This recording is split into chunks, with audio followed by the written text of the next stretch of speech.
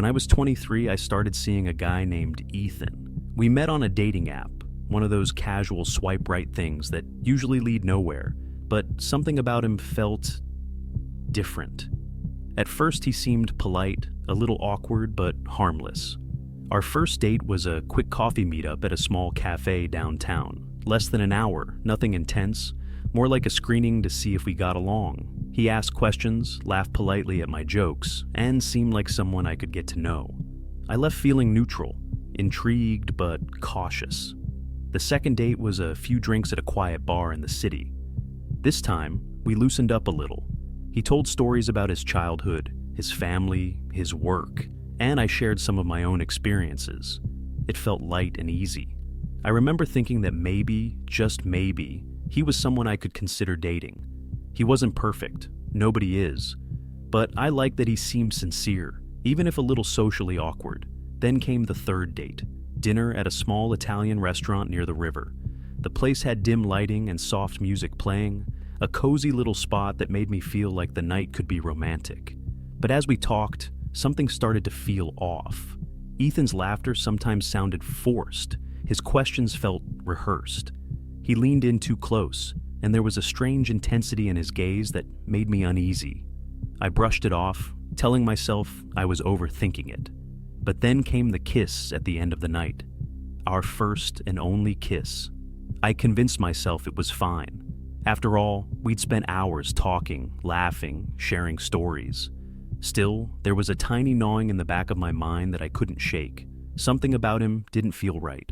By the fourth date, my initial curiosity had faded, replaced by caution. We met for drinks again, and this time, I paid attention to every little thing. Ethan drank too much, far more than I expected. His behavior became erratic. He got handsy, trying to kiss me multiple times despite my clear refusals. I don't like public displays of affection, especially not from someone I barely knew. I tried to hint that it was time to leave, saying I was tired, and he paid the bill. But as we walked to our cars, he asked bluntly if I wanted to go home with him. I lied, saying I had work in the morning, hoping he would take the hint. Instead, he kept insisting, offering to drive me. The tone in his voice had shifted, from playful to insistent, almost demanding. It was in that moment, standing in the dimly lit parking lot, that I realized I would never see him again. As I started driving home, cautious and alert, I noticed a black sedan following me through every turn. My stomach dropped. My hands gripped the wheel tighter. I texted him, "Are you following me?" His reply came almost instantly. "Yeah. Just want to make sure you get home safe." I called, no answer. I pulled over and texted again, telling him to stop. His car paused in the middle of the street, as if he were reading my message, and then finally drove off. I finally got home, locked the doors, and tried to convince myself the nightmare was over.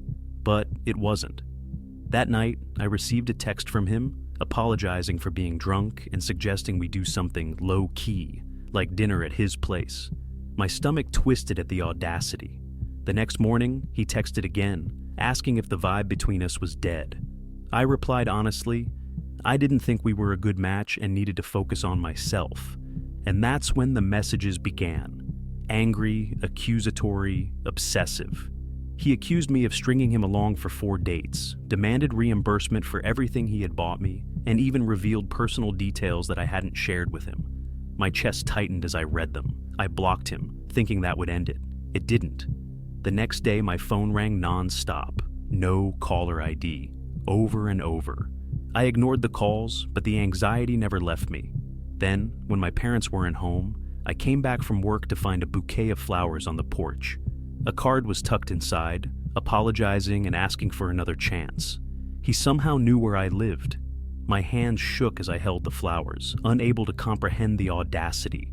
I sent one final message. Do not contact me again. Do not come near my home. If you do, I will file a restraining order.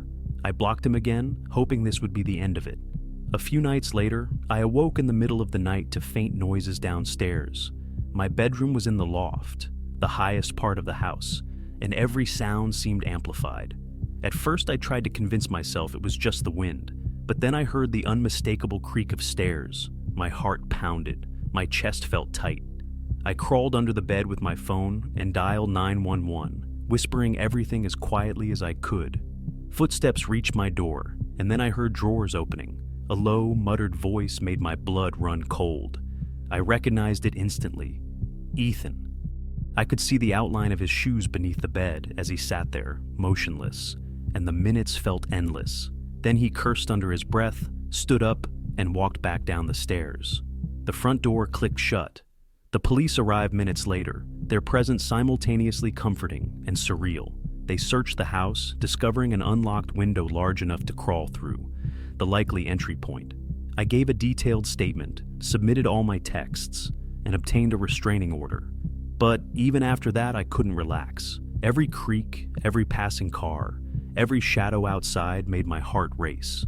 The fear had lodged itself deep inside me, a constant reminder that the world could feel dangerous even in places that should be safe. For the rest of the time, I lived at my parents' house. I existed in a state of hyper-alertness. I double-checked locks, peeked through windows, and slept lightly, listening for any unusual sound. Every unexpected noise made my heart jump.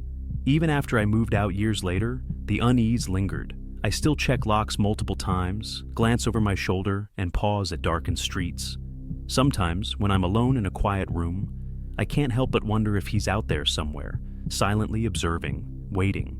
The fear never truly leaves.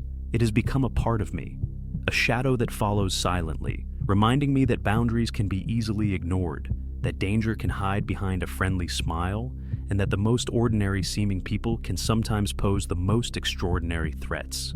Even now, years later, I occasionally feel that familiar chill, the hair on the back of my neck rising, the instinctive glance out a window at parked cars, wondering if someone is watching. I know rationally that I'm safe, but the fear, the memory of him in my home, the sense of intrusion that violated the one place I should have been most secure, that feeling never leaves.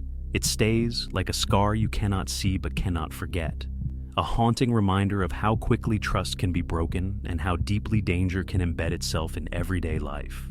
If this gave you chills, don't forget to like the video and subscribe for more terrifying encounters.